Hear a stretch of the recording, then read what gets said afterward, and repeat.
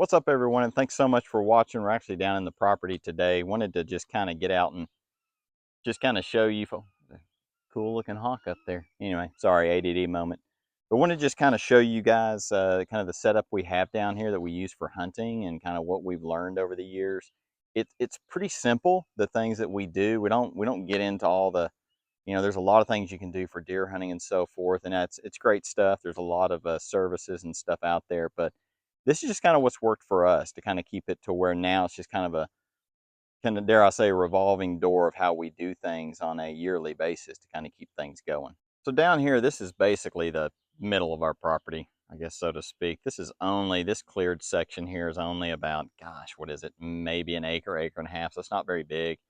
You can see there is a shooting house out there that we do not use. That thing's actually really in bad shape. I just want to get rid of that. I'll get rid of it someday. But we don't really hunt down here. We just kind of use this portion of the property to kind of help keep deer in here, if that makes sense. And what we've done is basically just had it cleared. So when we bought it years ago. This was basically all just covered in sweet gums and maples. I mean, it was just for the most part dead, closed canopy woods. And you can see that's obviously what we got up there on the hill and so forth. And we use the Forestry Service. So a lot of people don't know that. You can actually use the Forestry Service if you check whatever state, county you're in and all that, to basically they just cleared all this over. And you can see that's what remains of what they pushed over. So it has been some maintenance on our part, but they basically scraped this over. And we've learned two things. Number one, we've learned that keeping this cut in the spring, turkeys come out here and they strut. So for those of you that don't know turkey hunting, the gobblers get out and strut, and they're strutting for the females pretty much. So it kind of gives them a destination, and of course it gives us the ability to come out here and hunt them. And we never saw turkeys that much on this property before. Now we get them every single spring because they have a destination, and then we just let it grow up. This is May. This is kind of the end of May at this point. So as it's grown up, it becomes good cover for deer. We have in the past before planted food plots and so forth here. And I know getting onto food plots, this can be a debatable subject. I've done food plots down here. They work. It was so much freaking work, and those of you that know it know, to get it just right, that we have now gotten to the point that all we do is let all this grow up. It all grows up in the fall. We see signs of deer bedding in here and traveling through here, and then we hunt the edges of the property. So we really don't hunt here. We just kind of use this as a place to kind of help hold some deer in the middle, if that makes sense. And of course, for turkey season, if they're in here and we can call them in here, great. If not, it still kind of keeps them in the vicinity in the area. So for us, it's worked. And honestly, guys, I mean, all we do is we just get this cut. I mean, if you look at this, it's not, now that we're kind of at the point of it growing in, all it takes is just a quick pass with a bush hog. When we live here, Lord willing, we move out here, I'm probably going to be able to cut it multiple times a year just to keep it nice and flat throughout all of turkey season. But all we're doing is just cutting it once a year or burning it. I'll get into that here in just a moment.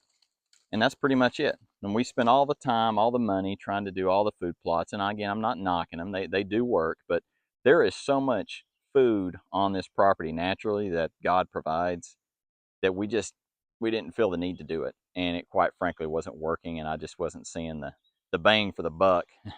No pun intended, but we weren't getting the bang for our money, and I didn't like hunting down here in the middle of the property anyway. So now we just kind of stay out of here and do it that way. But we're going to go to a few other spots and kind of show you we're going to get up on that hill there. Man, I'm getting attacked. I will say this.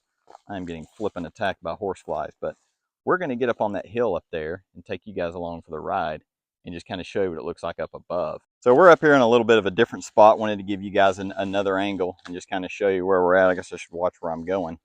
I'm also getting attacked by horseflies, which is always lovely this time of year, but that's part of it. You're going to live out in the woods, you're going to have flies and bugs and all that. But as I was saying earlier about the burn and everything, I want to kind of show you some examples here. So you can see here, like on this pine where we had burned before. And I know some of you folks may live in parts of the country where you're like, burn? Why would you do that? Well, burning, doing a controlled burn or prescribed burn, some people say you're not really in control. I agree with that. Really, really helps the landscape out. And we've noticed a huge improvement out here. And this is something that's very common in the southeast. You can see all these pines through here that got burned, but the Forestry Service did that. So just like the Forestry Service helped clear that down there, so you can see the vantage point of what we're looking at, they also helped burn. And what we noticed is our turkey population went up after we burned, but also it helped the deer. It helped keep the deer on the property more. There was more food available for them, more growth. Now, ideally, we would thin some more of this property and then burn, because just because you're burning doesn't necessarily mean you're getting enough sunlight to the ground. So the idea is you're burning all just the pine needles, the leaves, the junk, and then whenever you do, it exposes the soil, exposes all the seed in the natural seed bank, and then starts to grow up. And that's as much as I know about it. So if you want to look up controlled or prescribed burns, there's tons of information all over the internet about it. But you can see where we had and this one got pretty hot right here. I'm not gonna lie, when I first came out here, I was like, oh, good Lord, did I make a mistake? Because this place was just, I mean, it was nothing but just wasteland after the burn. But boy, it comes in. I tell you what, when you get into the spring, boy, these flies are just absolutely coming after me. They found something. But you can clearly see clearly see the clearing down there. And what we've noticed is, since we did that, if I can get a little closer down here, maybe I can get away from these flies. I've also got to watch for copperheads, because I have found them on this bank before. They love to get out here and hide in this stuff, or not hide, they like to get out here and show themselves in the sun, and you will walk right up on them suckers. But you can see as we get closer, you've naturally got a better edge. So this is nice and thick down in there. And no, I'm not getting in there right now, but deer travel through there. As well as going up the hill, there's kind of some people call it a bench. I just call it like a shelf or whatever, where you have a spot where it just kind of levels out, and this deer will travel around the edges, not so much up top. Well, I do have a stand up there up top, but on these edges. And ironically, my wife, who's in the woods here somewhere, she just got 2 deer on film going right over through here. So they were down here. They were up here walking around while I was down there yakking earlier. But that's kind of what we did. So if you think about it, before we cleared that, and again, only using the Forestry Service, and they don't charge much at all. So before we cleared it, we had nothing but wide open hardwoods with nothing on the ground. None of this browse was down here. There was no travel routes. There was nothing for deer to safely travel through. There was nothing for turkeys. It was just empty. And then up here on the hill, this is where we've got some pines. You can see there's a white oak right there. There's a white oak. There's just white oaks everywhere. Had we had white oaks or red oaks or water oaks or whatever down there, we would have left them, but there was absolute junk. So the point here is, if you've got a place on your property that's low like that, or that's flat, and you want to clear it off, and heck, it can even be hilly for that matter, chat with the Forestry Service, see what they can do. Take that area that was basically just junk and turn it into something that'll grow up, and then they will start showing up. Not to say if you build it, they will come, but that was the case here. This has just worked for us. If I can do this and walk on the side of a hill at the same time while watching for snakes. But this is just what's worked for us, guys. I know this is a topic that there's a lot of opinions on. There's a lot of good info out there. And, I was researching a lot of folks that do some great YouTube channels on whitetail habitat and all that. And it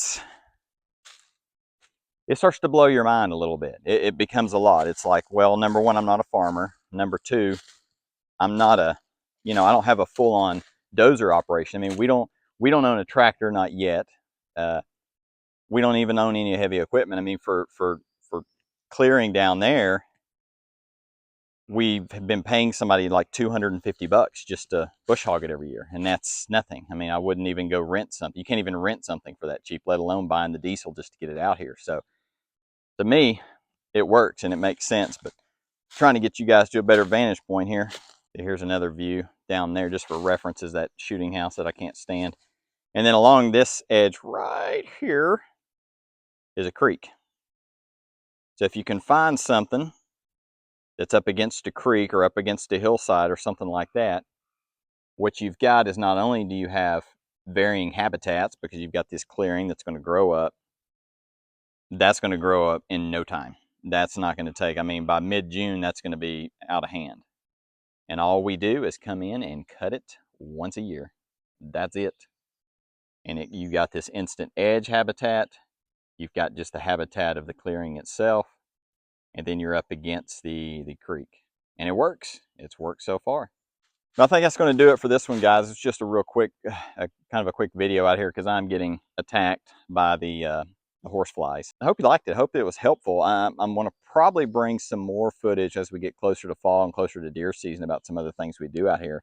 If you like it, please subscribe. Also, make a comment below. Give me your opinions on stuff, whether you think I'm crazy, whether you think that sounds like a good idea. Again, to us, this is just simple. It's about doing things as easy as possible and also trying to leave, dare I say, let nature do its thing.